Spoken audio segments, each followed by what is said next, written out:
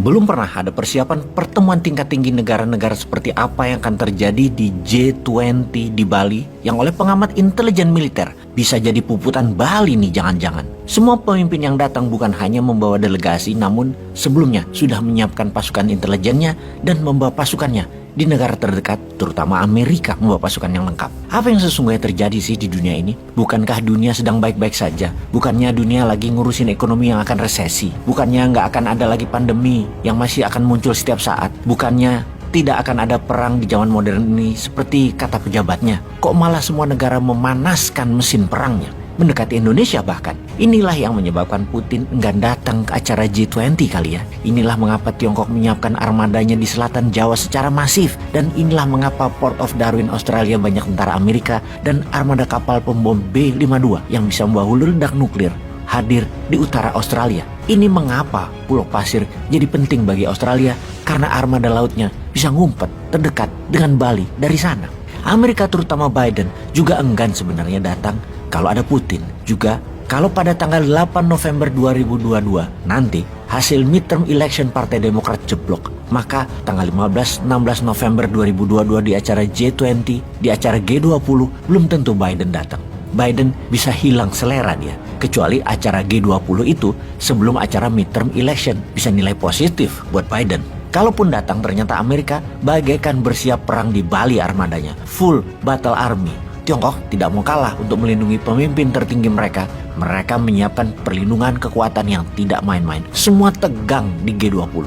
Kalau Putin tidak datang, kemudian Biden tidak datang, yang datang hanya Xi Jinping dan beberapa pemimpin negara papan tengah dan papan bawah. G20 nanti akankah ada resolusi atau hanya makan-makan bersama saja? Namun, kalau datang semua dan armadanya siap tempur semua, ini meeting atau mau perang sih? Oke, kita detailkan mengapa semua pemimpin negara besar tegang. Kita ke Asia Barat dulu. Kita semua tahu 8 minggu sudah Iran digoyang demo anti-hijab. Di awalnya anti-hijab namun sekarang menjadi political crisis di sana. Tekanan agama terlalu keras, dibatasi, dan banyak aturan agaknya membuat sebagian masyarakat Iran muak, terutama para pelajar. Para pemimpin agama banyak yang diserang anak muda dan di mana-mana di Iran saat ini terjadi demo. Untuk menangani demo yang meluas dan membahayakan sebuah rezim, banyak strategi bernegara. Salah satunya adalah declare war atau menyatakan perang agar fokus rakyat terbagi. Iran kali ini melakukan hal yang sama. Pengumuman dan pidato keras Ayatollah Ali Khamenei dalam pidato resminya kemarin akan membuat gejolak baru di Asia Barat di dalam menantang hegemoni sekutu terutama Amerika. Kata-kata kami akan balas Amerika terus diulang-ulang kalimat tersebut.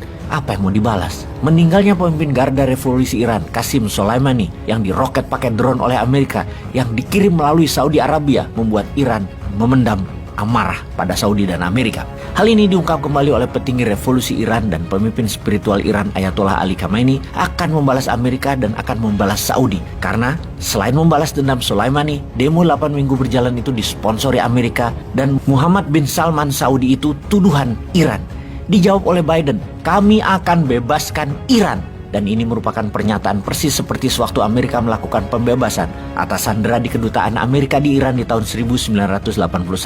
Sebuah serangan militer dengan codename Eagle Claw atau cakar elang membebaskan warga Amerika di Iran yang disandera selama 444 hari. Kali ini Biden mengatakan kami akan membebaskan Iran adalah rezim yang saat ini kemungkinan akan digulingkan yang diawali oleh demo. Rezim di Iran akan digulingkan Amerika. Sekedar mengingat, world orders selalu menggunakan kata-kata kami akan membebaskan karena sang pembebas itu sesungguhnya the real penjajah. Iran bukan hanya menantang Saudi dan Amerika ternyata, bahkan Israel pun akan diserangnya. Inilah mengapa mendadak Saudi dan Israel mengadakan pertemuan tingkat tinggi berkali-kali dalam 2 bulan ini. Israel dan Saudi loh, menarik kan ya? Oke, kita detailkan Iran setelah kita menengok sisi lain dunia yang tidak baik-baik saja. Kita ke semenanjung Korea. Dalam sebulan terakhir belum pernah Korea Utara meluncurkan uji coba rudal balistik sebanyak kali ini dengan mengarahkan sasaran ke perairan Korea Selatan dan Jepang. Terbanyak, biasanya 1 bulan 1 dan paling banyak 5. Dalam sebulan ini, lebih dari 80 kali diluncurkan di berbagai arah. Utara, timur, hingga selatan. Yang tidak dilakukan Korea Utara adalah menembaknya ke arah Tiongkok dan Rusia. Yang membuat Amerika World Order perang adalah lebih dari 100 misil dikirim Korea Utara ke Rusia. Rupanya Korea Utara sudah jadi manufaktur senjata negara-negara anti hegemoni Amerika. Kemudian kita semua tahu Gerakan tentara Tiongkok latihan perang di sekitar Taiwan juga eskalasinya meningkat, jumlahnya meningkat.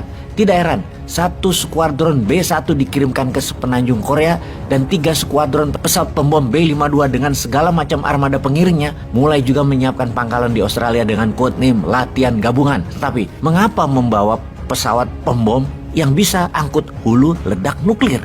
Lalu kita tahu beberapa misil peluru kendali Amerika dengan kepala hulu ledak nuklir yang katanya kecil daya ledaknya sudah berpangkalan di Polandia untuk menyerang Rusia.